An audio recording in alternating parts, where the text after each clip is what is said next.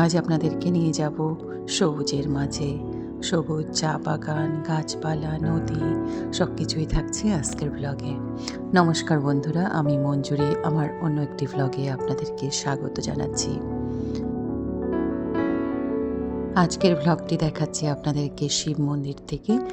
আমরা পুরো পরিবার সাথে আমার বোন, ভাগ্নি, ওরাও কলকাতার থেকে এসেছিল। সবাই মিলে একসাথে ননাসের ফ্ল্যাটে আমরা বেড়াতে গিয়েছিলাম। ননাস যেহেতু কলেজের লেকচারার, তাই আমরা প্ল্যান করলাম আজ আমরা ওই দিদির কলেজটি দেখতে যাব। আগে পরেও শুনেছি কলেজটি নাকি খুব সুন্দর জায়গায়, কথা মতোই কাজ।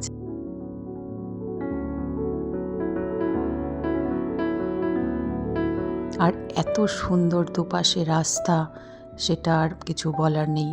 দুপাশে চা বাগান, চা বাগান আর চা বাগান। চা বাগান দেখে দেখে আমরা পৌঁছে গেলাম দিদির সেই কলেজটি। আমরা বাসে করেই গিয়েছিলাম, কারণ শিব মন্দির থেকে নকশালবাড়ি যাওয়ার অহরহ বাস রয়েছে। নকশালবাড়ি যাওয়ার পথেই কলেজটি রয়েছে। তো আমরা ছুটির দিনে গিয়েছিলাম, তাই বেশিক্ষণ ভিতরে থাকতে পারি নাই। কিছুক্ষণের জন্য আমাদেরকে কলেজের ভিতরে ঢুকতে দেওয়া হয়েছিল।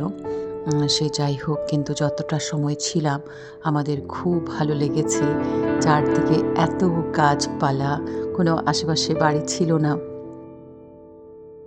তারপরে চা বাগান, নদী এই সমস্ত তো রয়েছে। এত সুন্দর পরিবেশে চাকরি করাটাও যেন একটা আনন্দের ব্যাপার, তাই না? কোনো ভিড় নেই, কোনো ঝড় ঝামেলা নেই, বাসের গাড়ির কোনো আওয়াজ নেই। ব্যাস, কলেজের ভিতরে ঢুকে যাও, তারপরে নিজের মনের মতো করে কাজ করো। আমরাও গিয়ে এত আনন্দ করেছি ওখানে। আর বাচ্চারা তো খুব খুব মজা পেয়েছে।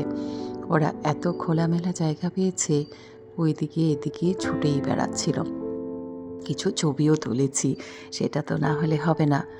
তবে আমার বড় ছেলে আর কর্তাবাবু ছবি তোলার দিকে খুব একটা আসেন না। ওরা হলো বলে চোখে দেখেই মনে রাখবে নাকি জায়গাগুলো। আমরা বলি যে ছবি তুলে রাখলে পরে আমরা এটা দেখে মনে আনন্দ পাবো, কিন্তু ওদের কথা হলো চোখে দেখেই নাকি মনে রাখবে। সে যাই হোক, যার যার ব্যাপার। এই যে দেখুন, ওনারা চেষ্টা করছে একটু উপরে যাওয়া যায় নাকি, কিন্তু সেটা সম্ভব হলো না। ননাস, ভাগ্নি আর আমি, আমার বোন সবাই মিলে একটু সেলফিও নিয়ে নিলাম। আর ওই যে দূরে দেখতে পাচ্ছেন আমার বড় ছেলে আর কর্তাবাবু, ওরা দুজন চারদিকে দারুণ ভালো হেঁটেছে। আমাদের বের হওয়ার সময় হয়ে গেল, চলে এলাম বাইরে।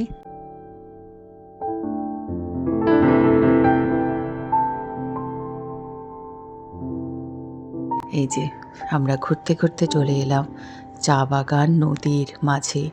এই যে নদীটি দেখতে পাচ্ছেন, এই নদীটি নাকি বর্ষাকালে খুব সুন্দর হয়ে থাকে। অনেকটা জল থাকে এখানে, তখন দেখতে নাকি আরও ভালো লাগে। জল কম থাকায় একটা ব্যাপার ভালো হয়েছিল, বাচ্চারা কিছুটা নামতে পেরেছে। তো অন্যান্য ভ্লগের মতো আশা করি এই ভ্লগটিও আপনাদের ভালো লাগবে।